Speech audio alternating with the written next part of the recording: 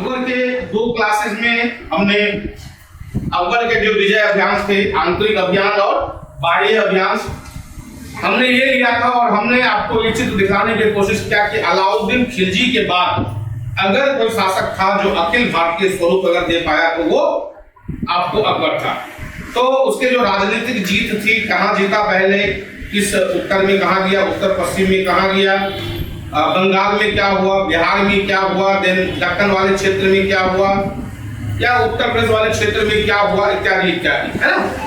तो उन चीजों के बाद हम आज ले रहे हैं थर्ड पार्ट अकबर का। हम कहते हैं कि अकबर हमने जो पढ़ाया है, जो पढ़ाने का तरीका है, हम हमेशा कोशिश करते हैं कि पढ़ाते हैं उसका जीवन युद्ध सिखा देते हैं और युद्ध के बाद कहते हैं वो मर गया और मरने के बाद फिर उसकी यादें हम आपके सामने पेश करते हैं।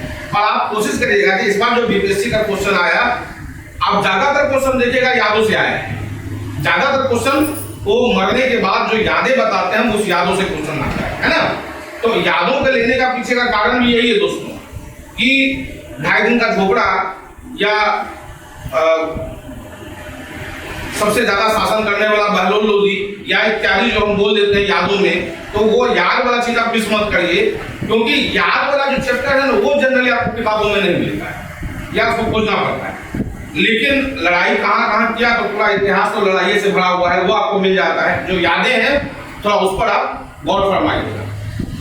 अब हमने कहा कि भाई ठीक है, अकबर अपने अंतिम दिनों में फतेहपुर सीकरी में इबादत खाना का स्थापना करता है। तो पहला क्वेश्चन तो ये हो गया भैया, फतेहपुर सीकरी में वो क्या करता है, अपनी इबादत खाना खोजता है।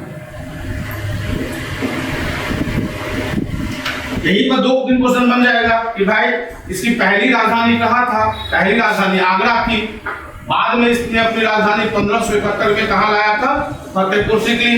फिर हमने कहा कि 15 साल के बाद यानी 1585 के आसपास उसने अपनी राजधानी कहाँ लेके चला गया था, आगरा। क्यों लेके चला गया था, क्योंकि फतेहपुर जो है क्या हुआ था, पानी की समस्या हो गई। ये चीज मैं ऑलरेडी पढ़ा चुका हूँ। इसका मतलब ये है कि हमने ये कहा कि फतेहपुर सीकरी में उसने इबादत खाना खोला। इसका मतलब है यह पीरियड, इबादत खाना खोलने वाली जो पीरियड रही होगी वो उसके अंतिम दिनों में होगा, जब वो पूरा युद्ध जीत लिया और जीत के जब वो वापस लौट रहा था, तो उस समय का यह दौर उसका रहा होगा। अब ये क्वेश्चन ये क्लियर बन गया कि भाई फतेहपुर सीकरी की स्थापना कब हुई, कब तक वहां राजधानी रहा, और तीसरा कारण बना कि भाई फतेहपुर सीकरी को अकबर ने क्यों खाली किया। 3 क्वेश्चन। चौथा क्वेश्चन यही आ सकता है, आप जो क्वेश्चन का पैटर्न देखिए कि आपसे पूछ दे भाई इबादत खाना का क्या मतलब होता है, कि उर्दू में, फारसी में जो इबादत खाना इस्तेमाल होता है या इस्लामिक धर्म में इबादत खाना से क्या तात्पर्य होता है। तो मेरे लिए तात्पर्य है, शब्दों पे जाइए तो आप कुछ भी शब्द दे दीजिए, लेकिन इबादत खाना मुझे लगता है इस्लामिक दार्शनिक केंद्र।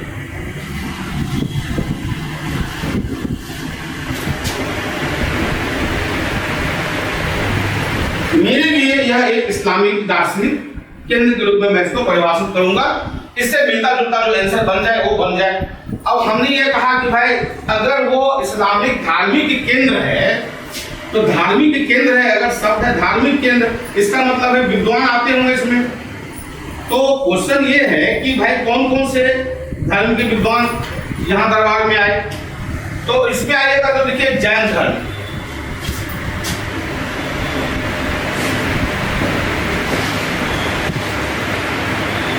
दूसरा क्रिश्चियन या ईसाई धर्म,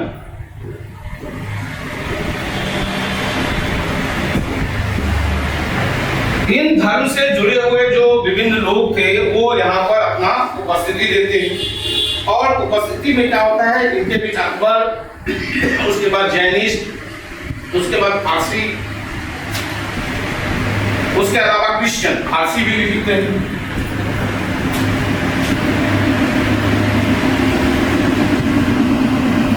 तो फारसी के विद्वान, जैन के विद्वान और ईसाई धर्म के विद्वान अकबर के दरबार में आमंत्रित होते हैं। पुराने जब प्राचीन भारत का इतिहास पढ़ते हैं तो होता है कि भाई शास्त्रार्थ है ना, किसने किससे शास्त्रार्थ किया था, और शास्त्रार्थ के बाद हमेशा एक नई काव्य या नया साहित्य या नई मीमांसा या नई दर्शन का खोज हुआ है। जब भी 4 पढ़े लिखे लोग बैठ जाते हैं तो कुछ न कुछ नया वो खोज लाते हैं। तो प्राचीन भारत के इतिहास में भी था और प्राचीन भारत के इतिहास के संदर्भ में ही आपको अपाला, ये सब गाड़गी, ये सब नाम हमने पढ़ाया था।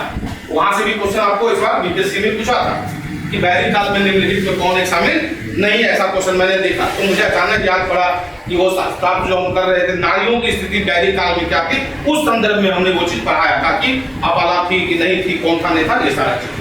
तो अब ये क्वेश्चन बन गया कि सर फारसी से कौन था, जैन धर्म से कौन था, और सर ईसाई धर्म से कौन था, ये एक क्वेश्चन बन गया।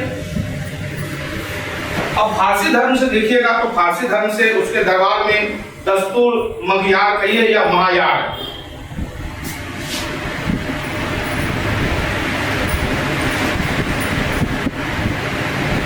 ये सारे जो नाम मैं लिख रहा हूँ ये सारे विद्वान के नाम। उसका अगर आप जैन धर्म में देखिएगा तो हरि विजय सूरी,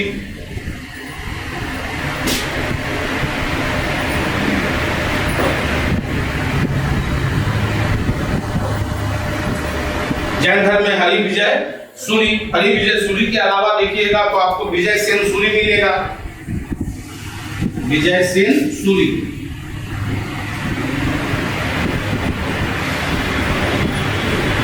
इसके अलावा देखिएगा तो भानु चंद्र उपाध्याय मिलेंगे,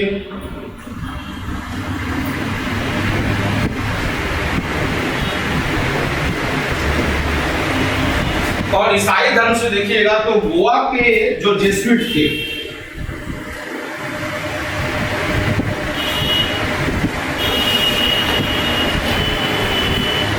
1595 है ना, गोवा का जो जेसुइट मतलब जो क्रिश्चियन धर्म से जुड़ा हुआ जो संगठन था वहां से। तो गोवा का जो जेसुइट था, जो जेसुइट में भी आइएगा तो आपको नाम आएगा कि नाम क्या था उसका, जो जेवियर कुछ नाम था, पादरे जेरोम जेवियर, पादरे जेरोम जेवियर। इसके अलावा और एक था बेनेडिक्ट गॉज,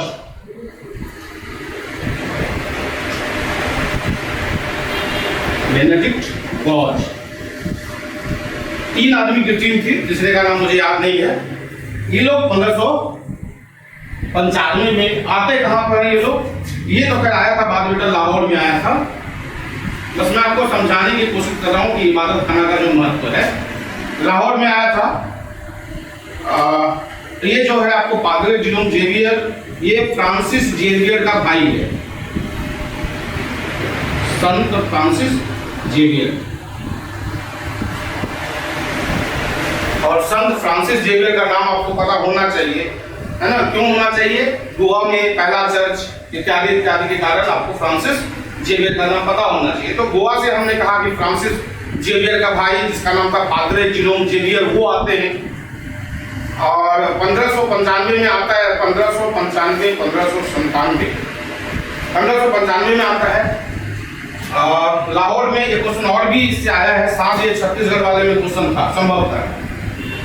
ये यहाँ पर तीसरा अभियान था, ये कैसा अभियान था, तीसरा मिशन था, किसका, क्रिश्चियन का, ये तीसरा मिशन था। इसके पहले 2 मिशन ऑलरेडी हो चुका है। ईसाई धर्म का केंद्र उस समय था दोस्तों पुर्तगाल। इसका मतलब पुर्तगालियों ने ये कोशिश किया था कि भाई ईसाई धर्म का प्रसार हो सके। इस संदर्भ में जो गोवा का जो जेसुइट्स था उन लोगों ने इनको भेजा, और कहते हैं कि इससे इतना खुश हुआ वो कि उसने एक चर्च का निर्माण भी कराया लाहौर में। लाहौर में क्या करवाया, लाहौर में चर्च। और यहाँ पर 1597 में पहली बार प्रार्थना भी हुई। अब आप सोचिए कि एक इस्लामिक शासक है और इस्लामिक शासक के दरवाजे में क्या हो रहा है भाई, चर्च की स्थापना हो रही है। शासक कह रहा है कि चर्च बनाओ, और चर्च ही नहीं बनता है बल्कि आप कहते हो कि चर्च में प्रार्थना भी करो, है ना। बात की बात होती है कि 1598 में 1598 में एक पॉइंट और याद रखिएगा, 1598 में वहां पर लाहौर में प्लेग आ जाता है। लाहौर में 1598 में बीमारी फैलती है, कौन सी, प्लेग। और प्लेग की जो बीमारी होती है, इस प्लेग बीमारी में होने के बाद ये जो बेनेडिक्ट गॉज था, इसको लेकर अकबर वहां से चला। अब हमने ये कहा कि अब आपके सामने तस्वीर हो गई भाई पारसी धर्म का, हमने आपको बोला पारसी धर्म का, जैन धर्म का और ईसाई धर्म का। अब ये लोग जब विद्वान लोग बैठेंगे तो ऑब्वियसली सी बात है कि शास्त्रार्थ होगा, तो शास्त्रार्थ होने के बाद क्या होगा भाई, कहीं ना कहीं कुछ ना कुछ एक नई चर्चा ही निकल के आएगी। जो डिबेट होगा, चर्चा निकल के आएगा। उस चर्चा से, जो डिबेट से, जो वाद संवाद से, जो प्रतियोगिता से, विभिन्न धर्मों के मिश्रण से जो भावना निकल के आई, उस भावना का नाम पड़ा दीन इलाही।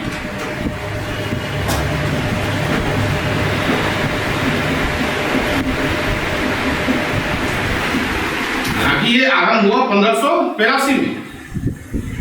तो ऐसा नहीं कि चर्चाएं जो है एक दिन मीटिंग होता था, खेल खत्म। जैसे चर्चा हमारा ऐसा ही है, जैसे आप 7 महीने से, कुछ 6 महीने से आप आ रहे हैं और हम चर्चा कर रहे हैं, तो उस चर्चा के दौर के किसी भी साल, किसी भी दिन का कोई क्वेश्चन आपको एग्जाम में पूछ दिया, तो अब हमने कहा कि हम सिर्फ इस बात को दिखलाने की कोशिश कर रहे हैं कि अगर एक इस्लामिक शासक है तो उस इस्लामिक शासक के दरबार में पारसी धर्म, जैन धर्म और ईसाई धर्म के विद्वान आते हैं, विचार विमर्श करते हैं। इसका मतलब है ये जो कारवां है ये अचानक शुरू नहीं हुआ होगा। आग अगर आज जल रही है या धड़क रही है, धुआं कैसे निकल लगा, आग कहीं न कहीं लगा होगा। तो वो आग जो अकबर के जहन में आया, वो आग का नाम था बेटा दीन इलाही, जिसकी स्थापना करते हैं कि 1582 में हुआ। अब ये दीन इलाही जो कहते हैं ये है क्या, दीन इलाही है क्या, ये इसका क्या मतलब है? इसका मतलब हम कहते हैं लोकेश्वरवाद। हम बोलते हैं यह क्या है, लोकेश्वरवाद। अब आप कहेगा सर एक गोला को समझाने के लिए आपने दूसरा गोला गिरा दिया, आपने पहले लिख दिया सर दीन इलाही और दीन इलाही के बाद आपने लिख दिया सर लोकेश्वरवाद। साहब ये लोकेश्वरवाद क्या है? मैंने कहा कि भैया लोकेश्वरवाद कुछ नहीं है, सिंपल भाषा में कहिए इसको धार्मिक सहिष्णुता, रिलीजियस टॉलरेंस। लोकेश्वरवाद के बारे में ऐसे जानिएगा तो आपको लोकेश्वरवाद का मतलब होता है विश्व का स्वामी। संस्कृत में आइएगा तो इसका मतलब है विश्व का स्वामी। अगर लोकेश्वरवाद के बारे में जाइएगा तो एक किताब भी है रस कौमुदी, घर पे जाके थोड़ा डिटेल करना चाहिए आप लोगों को। रस कौमुदी में भी चर्चा है, संस्कृत में आइएगा तो इसको अगर लोकेश्वर को देखिएगा तो बुद्धिज्म में भी कहा जाता है राग ब्रज,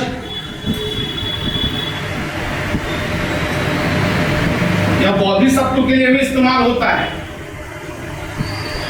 राग ब्रज। राग ब्रज क्या है? रोग से बचना, यानी बीमारी नहीं हो, इत्यादि इत्यादि नहीं हो, इसलिए राम ब्रज भी इस्तेमाल हुआ है। हमने कहा कि इसकी चर्चा संस्कृत में देखिएगा तो रस कौमुदी में भी इसकी चर्चा है। तो लोकेश्वरवाद का मतलब यह है कि भाई धार्मिक रूप से आप सहिष्णु बनिए। हमने कहा कि इन फिलॉसफी से, इन सारे डिस्कशन से, इस विद्वानी के बहस से ऑब्वियसली बात है अकबर साहब बैठे हैं और विद्वान जो है आपस में अपनी फिलॉसफी को रख रहे हैं कि मेरे धर्म में ये है, वो कह रहा है कि मेरे धर्म में ये है। तो हर कोई अपने धर्म को सर्वश्रेष्ठ करने की कोशिश कर रहा है और सर्वश्रेष्ठ करने की कोशिश में अपने धर्म का जो सर्वश्रेष्ठ पक्ष हो सकता है वो पेश कर रहा है। अगर ये नहीं कर रहा है कि तुम गलत हो या तुम्हारा धर्म छोटा है बड़ा है, वो कर रहा है कि भाई सभी धर्मों की जो अच्छाई है वो अकबर अपने लिखने वाले को कह देता है। अकबर का जो राजकवि था, अकबर के राजकवि का क्या नाम था? फकीर अजुद्दीन। अपने राजकवि को वो कहता है कि भाई ये लोग जो बोलते हैं उसको आप नोट डाउन करिए। आज अगर कोई बहुत महत्वपूर्ण मीटिंग होती है तो होता है ना, उस मीटिंग को अफसर लोग कहते हैं अपने पर्सनल सेक्रेटरी को या उसका स्टेनो होता है उसको कहता है इसको नोट डाउन करो, तो स्टेनोग्राफर की खोज होती है। तो ये सारे जो विद्वान थे चर्चा कर रहे थे और धर्म की जो अच्छाई आ रही थी उसको नोट डाउन किया जा रहा था। तो धर्मों के वाद संवाद से एक चीज तो आपको निकल के आया, वो आया आपको दीन इलाही। दूसरा चीज जो निकल के आया वो आया तवाहिद ए इलाही।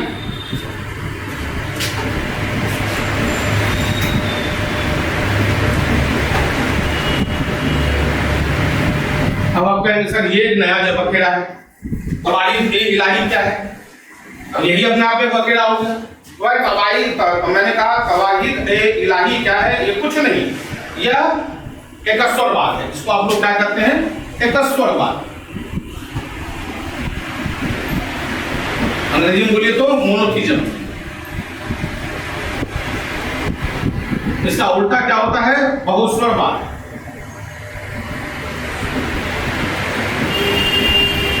कुछ लोग कहेंगे नास्तिक, तो देखो सब अलग अलग है। एकस्वरवाद का उल्टा है बहुस्वरवाद, बहुस्वरवाद का उल्टा है नास्तिकवाद। एक और आता है एनिमिज्म, वो I don't know English Hindi उसका मुझे पता नहीं है। मोनोथिज्म बहुस्वरवाद का हो गया, पॉलीथिज्म नास्तिक का हो गया, एथिज्म। एक और है एनिमिज्म, एनिमिज्म के पहले है टोटमिज्म। तो इस तरह धर्म का ये विकास का स्वरूप है बेसिकली। तो यहां पर निकल के आता है कि भाई हमने सबको सुन लिया, सबको सुनने के बाद हमको समझ में आया कि there is the singularity of the God, there is no plurality, अर्थात ईश्वर एक ही है और इसका बहुत सारे ईश्वर नहीं है। ये जो आप देखिएगा मोनोथिज्म, ये मोनोथिज्म आपको 3 धर्मों में दिखाई पड़ेगा। एक तो जुडाइज्म,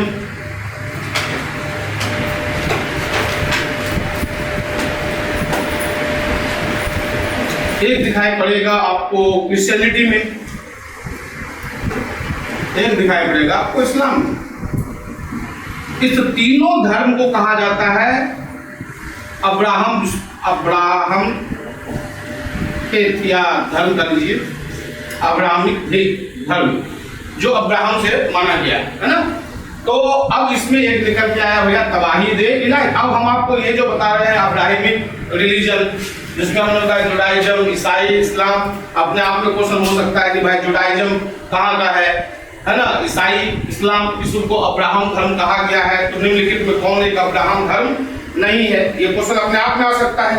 तो अब्राहमिक फेथ अब्राहम से जुड़ा होगा है ना। अगर आप पैगंबर में जाएंगे तो पैगंबर के खलीफाओं के नाम, आप जुडाइज्म में जाएंगे तो उधर आपको अलग आ जाएगा, इस्लाम में जाइएगा तो अलग आ जाएगा। तो ये सब अब्राहम से माना जाता है कि ऊपर वाले जीसस ने पैगंबर ने उन लोगों ने जो विचार रखे उन विचारों को फैलाने की परंपरा कहां से? अब्राहम से मानी जाती है। इसलिए इन तीनों धर्मों को अब्राहमिक फेथ कहा जाता है। अगर आप अब्राहमिक फेथ में जाते हो, अब्राहमिक धर्म या मान्यता में जाते हो, तो आपको सब में दिखाई पड़ेगा कि भैया बहुस्वरवाद नहीं है, एकस्वरवाद है। यानी जो कुछ है इस धरती में एक ही है। जो वो इस्लाम में लोग करते हैं ला इलाहा इल्लल्लाह, यानी जो कुछ है वो एक ही है, अल्लाह के नाम पे सब कुछ करिए, यानी सिंगुलैरिटी है, बहुस्वरवाद नहीं है। इस मोनोथिज्म के विरुद्ध अगर आप हिंदू धर्म में आएंगे तो क्या है यहाँ पर? पॉलीथिज्म। पॉली मतलब मेनी, थिज्म मतलब मान्यता है, धर्म को मानने वाले। थीइज्म शब्द निकला है बेटा थियोलॉजी से, ये निकला है थियोलॉजी से, धार्मिकता। तो धार्मिकता में आ गया मोनोथिज्म, इसमें आ गया पॉलीथिज्म। अब हमने बोला कि अकबर ने कौन सा निकाला? तवाहीद ए इलाही। तो तवाहीद ए इलाही का मतलब क्या हो गया? एकस्वरवाद। अब इस तवाहीद ए इलाही से फिर एक दर्शन निकला। उस दर्शन को उन्होंने क्या कहा? सुलह ए कुल।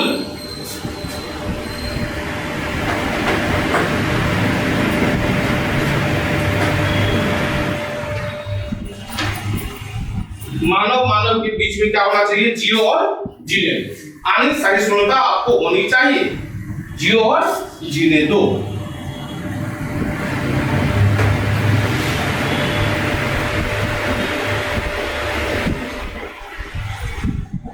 जियो और जीनो का अगर ओरिजिन देखिएगा लिव एंड लेट लिव, यह कहां से आया है? जैन धर्म से आया हुआ है, यह जैन धर्म से जुड़ा हुआ। तो इस जैन धर्म की जो फिलॉसफी है जियो और जीने दो, इसी के आधार पर सुलह कुल बना, जिसका मतलब है सहिष्णुता।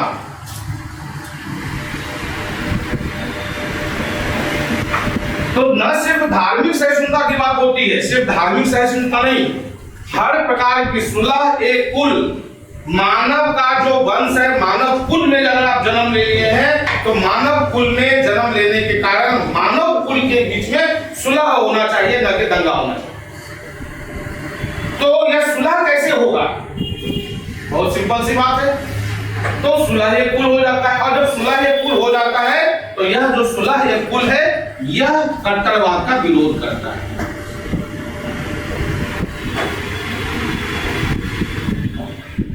यह कट्टरवाद का विरोध करना शुरू करता है। अब अकबर जब इन चीजों को बढ़ावा दे रहा है तो जो सिकरी का प्रधान उपदेशक था,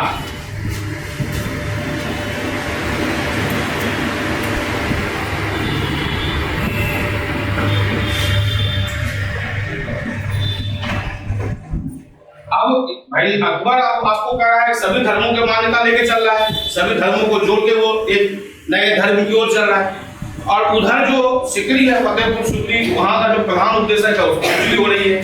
क्यों खुजली हो रही है? कि भाई अगर सुलह ये कुल हो जाए, भाई अगर तबाही पे इलाही हो जाए, भाई अगर दिन इलाही हो जाए, तब हम जो है इस्लाम की जो फिलॉसफी देंगे उस इस्लाम की फिलॉसफी को सुनेगा कौन? तो इसीलिए यह जो कट्टरवाद, ये जो सिकरी है वह प्रधान उद्देश्य होकर सिर्फ इस्लामिक फिलॉसफी की चर्चा करना चाहता है, क्योंकि वो इस्लाम का मौलाना साहब है, और इस्लाम के मौलाना होने के कारण उनके लिए अल्लाह ताला, कुरान, शरीयत और हदीस ही सब कुछ है, उससे बाहर वो सोच भी नहीं सकता। लेकिन एक राजा के रूप में, एक बादशाह के रूप में अकबर जो है कुरान, शरीयत और हदीस से बाहर निकल के विश्व की जो प्रचलित मान्यताएं, जो धर्म है, उसको जोड़कर वह एक नया फिलॉसफी, एक नए दर्शन की खोज कर रहा है। तो लाजमी सी बात है कि जो सिकरी का प्रधान उद्देश्य है और जो अकबर का जो फिलॉसफी है, जो दूरदृष्टि है, उसके बीच कहीं न कहीं बगावत की बुराई। तो इससे पहले कि सिकरी का जो प्रधान उद्देश्य है वो विरोध करे या उसके कारण किसी प्रकार का बगावत हो, उसने क्या किया? इसको हटा दिया। सिकरी का जो प्रधान उद्देश्य था इसको हटा दिया। तो अब चुनौती आई कि भाई सिकरी का जो प्रधान उद्देश्य है उसका आपने हटा दिया, तो खुतबा कौन पढ़ेगा? तो क्वेश्चन आया, भाई खुतबा कौन पढ़ेगा? अब आप कहेंगे खुतबा क्या होता है? जो उपदेश होता है ना, जैसे हिंदू धर्म का उपदेशक, जैन धर्म का उपदेशक, उसी तरह से इस्लाम धर्म का जो क्या बोला मैंने, उपदेश देने वाला। तो इस्लाम का उपदेश कौन देता है भाई? जो मौलाना है। तो बोला कि मौलाना कोई आपने हटा दिया, हेड मौलवी है उसी को आपने हटा दिया। तो अब अल्लाह अकबर और अल्लाह की अजान कौन देगा? तो खुतबा जो है अकबर बस गया, बोला कि हम खुद खुतबा पढ़ेंगे।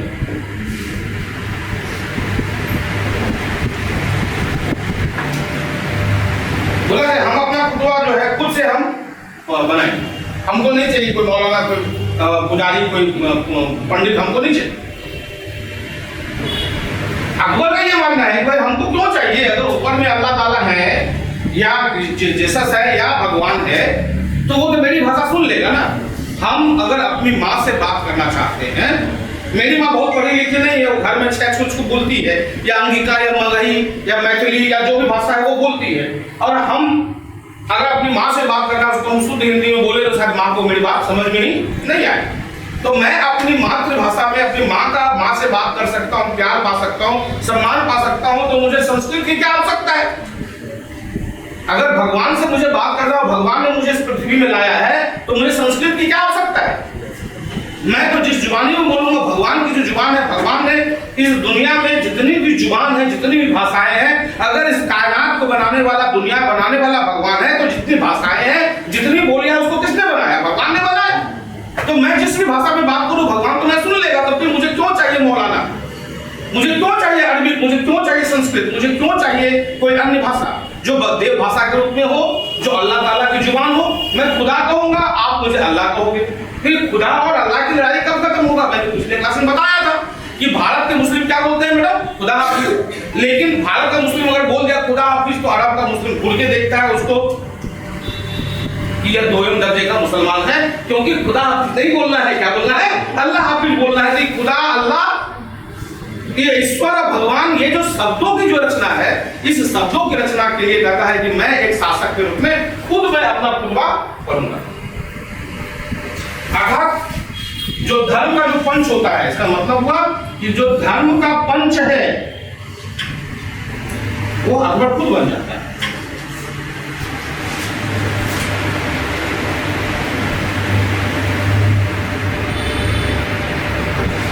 और जब वो खुतबा पढ़ाता है अपना, तो उस खुतबा में वो कहता है, वो खुतबा में क्या क्या कहता है देखते हैं एक एक करके।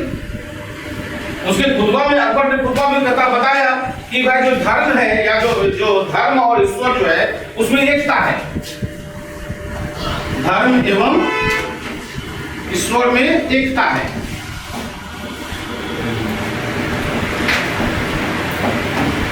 धर्म और ईश्वर में एकता है। वो कहता है कि मांस खाना अच्छी बात नहीं है, मांस भक्षण प्रतिषेध ये अच्छी बात नहीं है।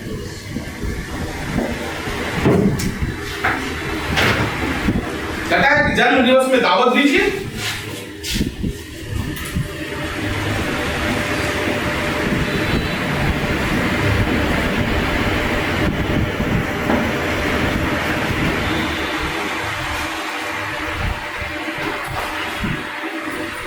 सूर्य के लिए सम्मान और पूजा होना चाहिए।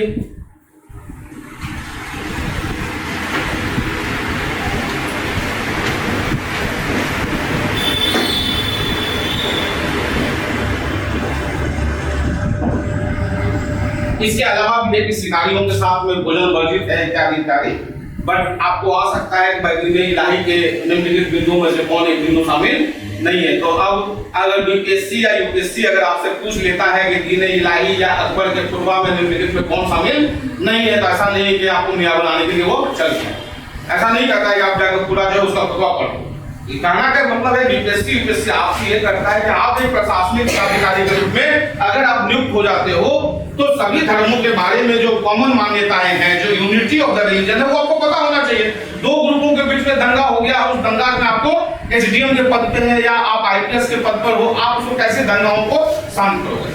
हो सकता है अगर धर्म के बारे में आपको थोड़ा सा बेसिक आइडिया हो और इस्लाम वाले को आप उसके इस्लाम के बारे में कुछ बता दो और हिंदू को उसके धर्म के बारे में कुछ बता दो, तो जो बगावत का केंद्र था हो सकता है बगावत का केंद्र वहीं खत्म हो जाए।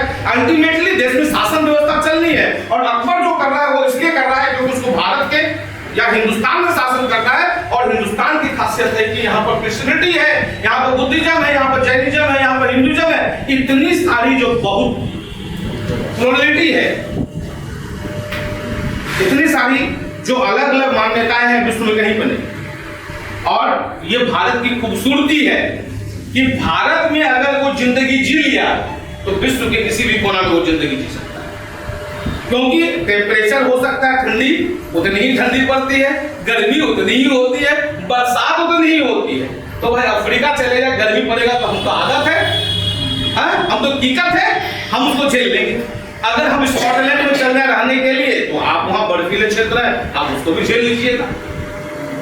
तो भारत के लोगों के लिए विश्व का कोई देश ऐसा नहीं है जहां पर आप नहीं रह सकते हैं, क्योंकि पूरे विश्व की जो संस्कृति है वो सारा कहां पे आके मिला, भारत में। इसीलिए किसी ने कहा कि यूनान मिस्र सब मिट गए, जहां से कुछ बात है कि हस्ती हमारी मिटती नहीं। हमने सर्व समावेशी बनाया। हमारा हिंदू फिलॉसफी अगर कहता है कि हमारा क्या कहता है, वसुधैव कुटुंबकम।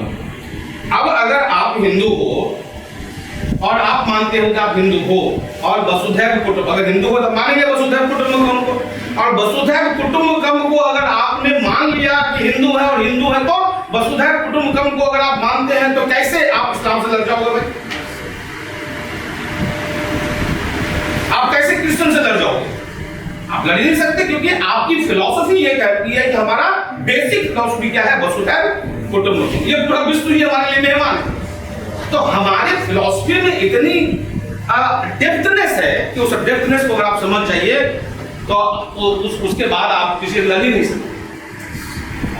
बराबर, ये इसकी अकबर की जो थी रिलीजियस फिलॉसफी था जो हमने आपके सामने रखा। बराबर, अब हम लेते हैं ब्रेक और ब्रेक के बाद 5 मिनट का ब्रेक है और ब्रेक के बाद हम शुरू करेंगे इसका नवरत्न, ओडरमल, मुल्ला दो प्याजा इत्यादि इत्यादि हम लोग लेके तो आराम से पनीर दो प्याजा बना के खाएंगे। Thank you. एक ब्रेक। अकबर के नवरत्न।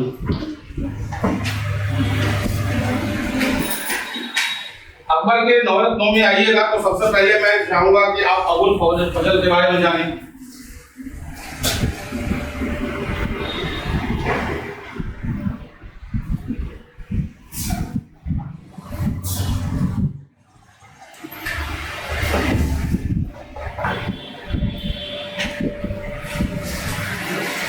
अबुल फजल था कौन? वह सूफी शेख मुबारक का पुत्र था।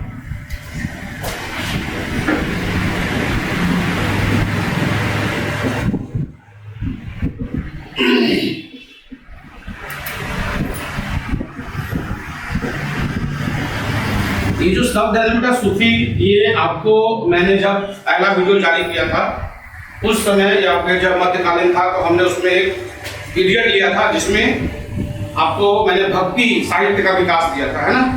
तो आप एक काम और करना है, या फिर किसी और क्लास में हम कोशिश करेंगे कि सूफी से जुड़ा हुआ एक चैप्टर ही बना देंगे, क्योंकि सूफी के चाहे वो सोहरावर्दी हो चाहे चिश्ती हो, उससे भी कई बार आपको बीपीएससी में क्वेश्चन आता है ना। तो आप घर पे भी बहुत देखिएगा इसको। अब हमने बोला कि एक सूफी संत थे भाई, उनका नाम था शेख मुबारक, उसी का पुत्र था। इसका खासियत क्या है भाई? अकबरनामा, आईने अकबरी, दोनों इसने लिखा।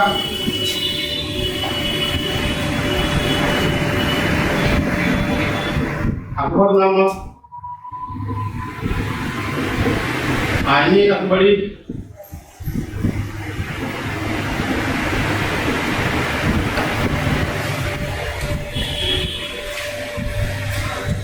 पत्राचार विभाग में होता था इंसाए अबुल।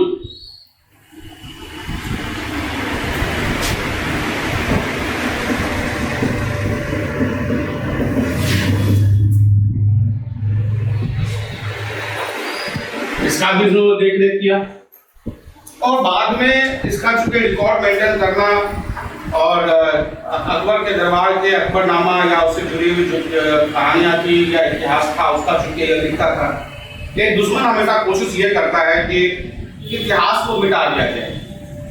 तो इतिहास को मिटाने का सबसे अच्छा उपाय आज क्या है? इतिहास बदल देना। मेरा इतिहास, तेरा इतिहास, उसका इतिहास। किसका इतिहास? उस चक्र में हमारा भारत का इतिहास बर्बाद हो रहा है। सब कोई कह रहा है, महिला कह रही है महिलाओं का इतिहास, इतिहास का पुनर्लेखन, इतिहास का पुनर्लेखन। महिला कह रही है हमारा इतिहास, राजपूत कर रहा है हमारा इतिहास, दलित कर रहा है हमारा इतिहास। भाई सबका इतिहास है, पर भारत का इतिहास क्या है? तो हमने कहा कि जब से इतिहास के पुनर्लेखन का दंश भारत ने झेलना शुरू किया, तो इस इतिहास के पुनर्लेखन में मेरा इतिहास, तेरा इतिहास, उसका इतिहास के चक्कर में हमारे भारत का इतिहास खत्म हो गया। एक नई किताब आई है रोमिला थापर की। अगर आपने नाम सुना है रोमिला थापर तो बहुत अच्छा बात, जिंदाबाद। अगर नाम नहीं सुना है तो नाम सुन लीजिए, नाम है रोमिला थापर। शायद उन्होंने हाल फिलहाल में कोई किताब निकाली है, उसका इतिहास, मेरा इतिहास, किसका इतिहास, ऐसे ऐसे करके कोई इतिहास की किताब आई है। वो सीरियस स्टडी के लिए है, जब आपको फुर्सत मिलेगा तब पढ़ लीजिएगा। उसका बीपीएससी के एग्जाम से कुछ भी लेना देना नहीं है, मैं पहले बोल देता हूँ। वो आपके इंटेलेक्चुअल फ्लेवर के लिए किताब होगा। जब आप पदाधिकारी बन जाए या फिर आप पढ़ने के शौकीन है तो ऐसी किताबों को देखना चाहिए।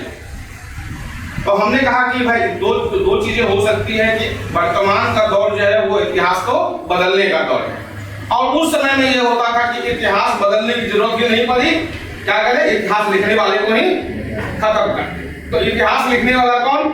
अबुल फजल। तो पता चला कि वीर सिंह बुंदेला था, उसने क्या कर दिया, इसकी हत्या कर दी। कब हत्या कर दिया? 1602 में वीर सिंह बुंदेला। अब पता नहीं भाई साहब को अकबर से क्या दिक्कत हुई।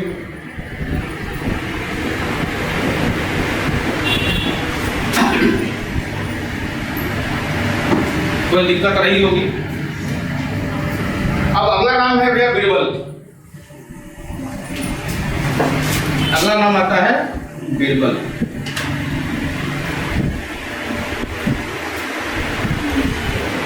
अब बीरबल भाई जो थे, इनका बचपन का क्या नाम था? महेश दास। तो ये बचपन में थे महेश दास।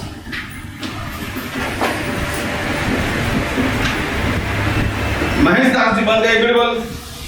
अब बीरबल बन गए तो लोगों ने इनको मानना शुरू भी कर लिया कि भाई मुसलमान ही है ये। तो पता नहीं मुसलमान थे कि नहीं थे, लेकिन हमको भी पता है कि बचपन में इनका नाम महेश दास था। 1586 में ये न्याय विभाग के कुछ पदाधिकारी बने और उनको राजा की उपाधि दी गई। इनको राजा की उपाधि भी मिली। हमने बोला कि भाई 1586 में ये क्या बने? न्याय पदाधिकारी भी बने, उच्च पदाधिकारी, क्योंकि उच्चतम पदाधिकारी तो अल्टीमेटली भैया सुल्तानी होते थे, बादशाही होते थे। इन्होंने युद्ध भी लड़ा हुआ था। इनकी युद्ध अगर मैं गलत नहीं हूं तो यूसुफ जाई 1586 में यह यूसुफ जाइयों के विरुद्ध लड़ते हुए डेथ भी किए।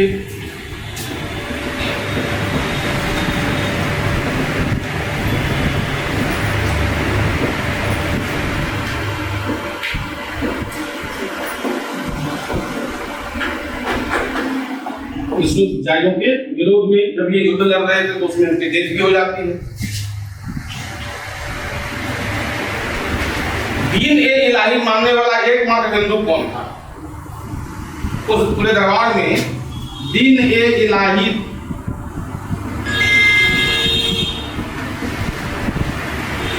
मानने वाला एकमात्र,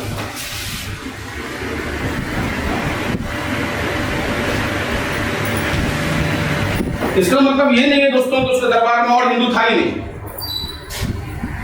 तो दीन इलाही को मानने वाला वह एकमात्र हिंदू तो था, उसका नाम था बीरबल। इसका अगला नाम आता है आपका टोडरमल।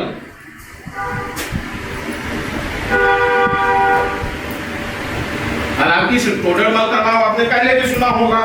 टोडरमल ने अपनी जिंदगी का अपनी जो कैरियर है वो शुरू किसके दरबार से किया था? शेरशाह के दरबार से इसने शुरू किया था।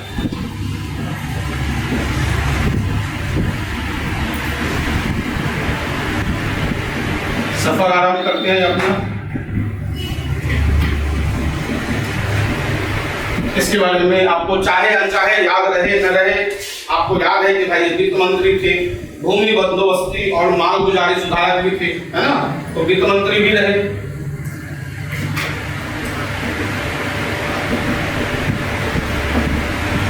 राजस्व भी रहे।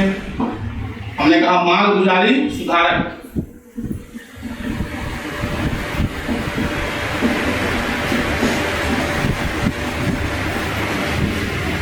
अगला नाम आइएगा तो मान सिंह।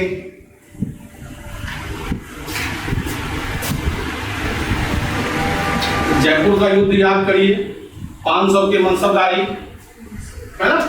तो 500 की 500 नहीं 5000 की मनसबदारी। आपने घर पे जाके मनसबदारी पे रिसर्च नहीं किया होगा, मुझे पता है, इसलिए मैं आपसे क्वेश्चन भी नहीं पूछूंगा। क्वेश्चन आ जाएगा कि भाई कितने मनसबदारी इक्वल टू कितने हाथी, कितने घोड़े, कितने खच्चर, कितने घुड़सवार, तो फिर आप उस समय फंसेंगे और उस समय याद करेंगे कि आदमी ने मुझे याद करवाया था। तो हमने कहा कि भाई मान सिंह। इसके अलावा आप आइए, मान सिंह के बारे में ज्यादा खासियत नहीं है। मान सिंह के बाद मियां तानसेन।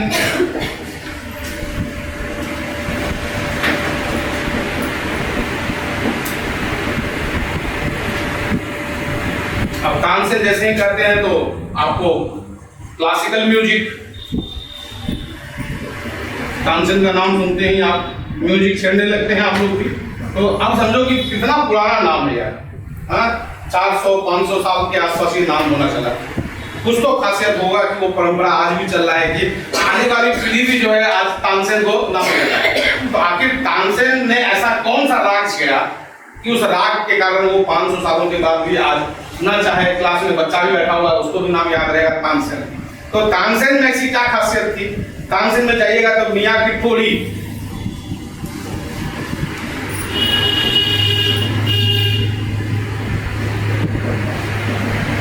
मियां का मियां की मल्हार, मियां का सारंग,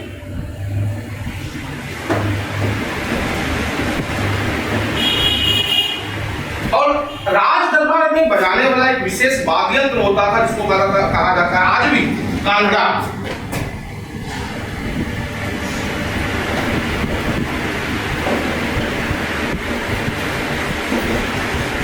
का आविष्कार है।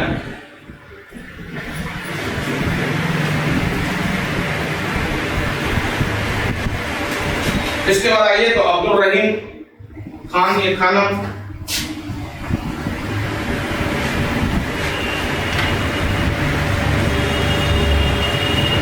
अब्दुल रहीम उर्फ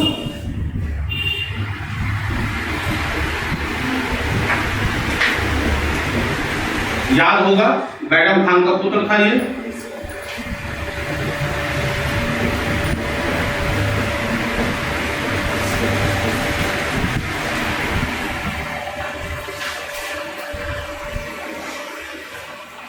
जहां खाना की उपाधि किसने दिया था?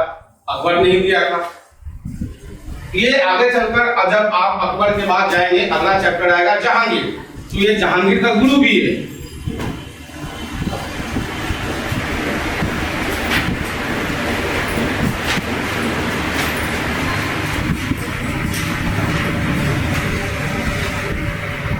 आपको एक बार याद होगा मैंने बाबरनामा का अनुवादक बोला था।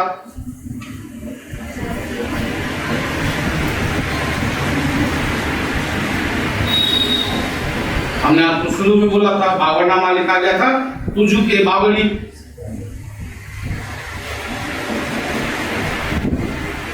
है ना? तो तुजू के बाबरी ओरिजिनल था, इसका फारसी में ट्रांसलेशन अनुवाद किसने किया था? इसी शख्स ने किया। इसके अलावा यह भाषा का विशेषज्ञ भी था।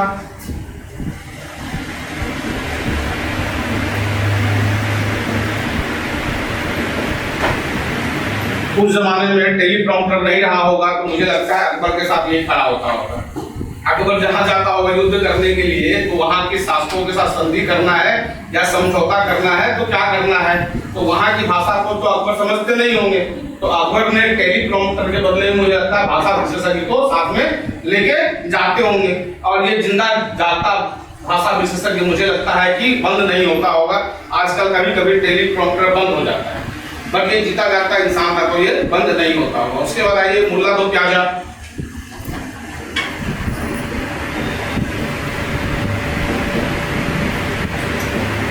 पूरा जुगाड़ क्या हुआ था? अकबर महान आदमी है, अपने शौक को पालने के लिए संगीत को सुनना है, छेड़ो तानसेन अपना आवाज छेड़ो।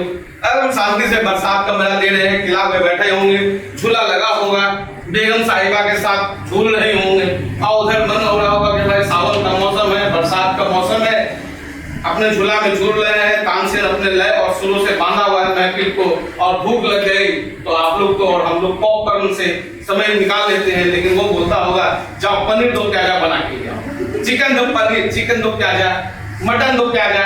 तो नाम पड़ गया था, ये बावर्ची था, जैसे कि ये वाला बावर्ची।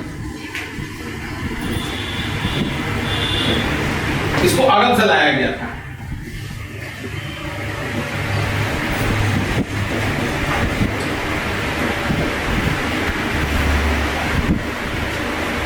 अब ये भी क्वेश्चन आ सकता है, किसके समय में आया था? अरब से लाया गया था। किसके समय में? हुमायूं के समय में।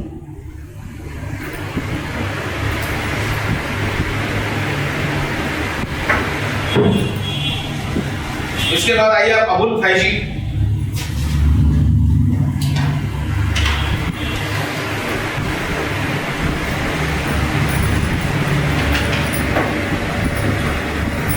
ये नाम ही बड़ा जबरदस्त है यार, फैज। नाम नहीं सुना है तो गूगल में सर्च करना या यूट्यूब में सर्च करना फैज। फैज नाम बहुत जबरदस्त है। खैर इसका नाम है अबुल फैजी। ये अबुल फजल का भाई था। अबुल फजल जो हमने लिखा था, इसी का ये भाई। इसकी खासियत क्या थी? ये आपके राज कवि थे। कि क्या है भाई? राज कवि रहे। क्या बात है, बताइए। संगीत हो गया, भोजन भी हो गया, और साथ में साहित्य का भी स्वाद ले रहे हैं। और अंत में बचा आपको फकीर अजुद्दीन।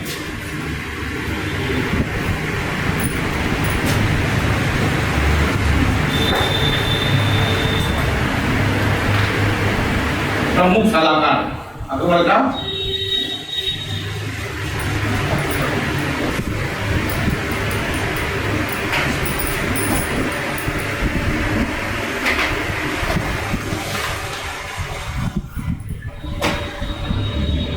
तो आप देख लीजिए, पहला नाम बताया मैंने अबुल फजल, दूसरा मैंने बताया आपको बिरबल। अबुल फजल मत भूलिएगा, बाबरनामा क्वेश्चन कई बार आया हुआ है, आईने अकबरी भी कई बार एग्जाम में आया हुआ है। दूसरा नाम मैंने बोला बिरबल। तीसरा नाम मैंने राजा की उपाधि, अकबर के दरबार में निम्नलिखित में से किसे राजा का उपाधि दिया गया था। तीसरा क्वेश्चन है टोडरमल वित्त मंत्री या राजस्व, यानी पैसा रोकड़ा से संबंधित कुछ भी आ जाए तो आप नाम याद रखेंगे। अकबर, टोडरमल, मियां तानसेन। प्रमुख सहायक, सैन्य प्रमुख सहायक में आइएगा तो मानसिंह का नाम याद रखिएगा, संधि सुलझाना या हिंदुओं के साथ जब युद्ध जीतता था तो ये मान सिंह की बहुत महत्वपूर्ण भूमिका होती थी। मियां तानसेन आइएगा तो आपको ये तीनों नाम याद रखिएगा, टोड़ी, मल्हार, सारंग। यूपीएससी में जाइएगा तो कांगड़ा याद रखिएगा, ये यूपीएससी का क्वेश्चन है। बावर्ची के रूप में आपको भूलेंगे नहीं, आप जब भी आप रास्ते से गुजरेंगे, होटलों में महक आ जाए, आपके किचन से महक आ जाए और प्याज जब काटिएगा तो आपको हमेशा याद रहेगा, मुल्ला दो प्याजा। फिर अब्दुल रहीम उर्फ खाने खानम, अकबर नाम, बाबरनामा याद रखिएगा, बाबरनामा इसका महत्वपूर्ण है। दूसरा इसमें महत्वपूर्ण है, जहांगीर का गुरु था, अकबर के बेटे का गुरु कौन था? तो राइट आंसर इज अब्दुल रहीम या खाने खानम। इसको खाने खानम का उपाधि किसने दिया था? अकबर ने दिया था। अबुल फैजी राजकवि थे। फकीर अजुद्दीन वो अकबर के प्रमुख सलाहकार थे। इसी के साथ आज अकबर का विधिवत समापन का मैं घोषणा करता हूँ। मुझे लगता है कि आज छुट्टी का मौसम, छुट्टी का दिन होने के बावजूद हमने लिया और आपने इतना महत्वपूर्ण समय दिया, शांति से सुने, इसके लिए आपका बहुत बहुत धन्यवाद। Thank you.